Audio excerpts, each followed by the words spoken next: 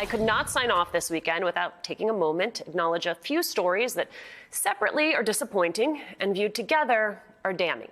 Tuesday, Warner Brothers announced it is canceling the release of the much-anticipated Batgirl on HBO Max, a film starring the incredibly talented Leslie Grace, one of the fastest-rising Latina stars in Hollywood.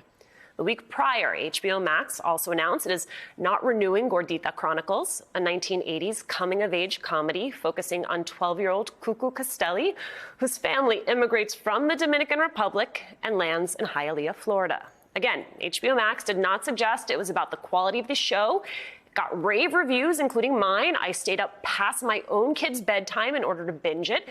Instead, it was the victim of a decision to pull back on live-action kids and family programming. Though, as Eva Longoria, one of the show's executive producers, told Jean Guerrero of the LA Times, that rationale, quote, screams you don't want to be in the Latinx space. Last week, we learned the role of Fidel Castro in the upcoming film, Alina of Cuba, will be played not by Oscar Isaac or Nicholas Gonzalez or one of the many talented Latino men in Hollywood, but rather by James Franco. He was cast despite a, quote, very intense search for a Latino man. Get this. Producers say they use Castro's ancient Galician heraldry as their compass, and no one matched Fidel Castro's face shape better than Franco. So you can turn Andy Serkis into Schmeagol and Jonah Hill into Jerry Garcia, but you can't make anyone in your binder full of Latinos look like a Cuban man. I mean, is the hair and makeup budget really that tight? Outraged Latino actors like John Leguizamo have it right.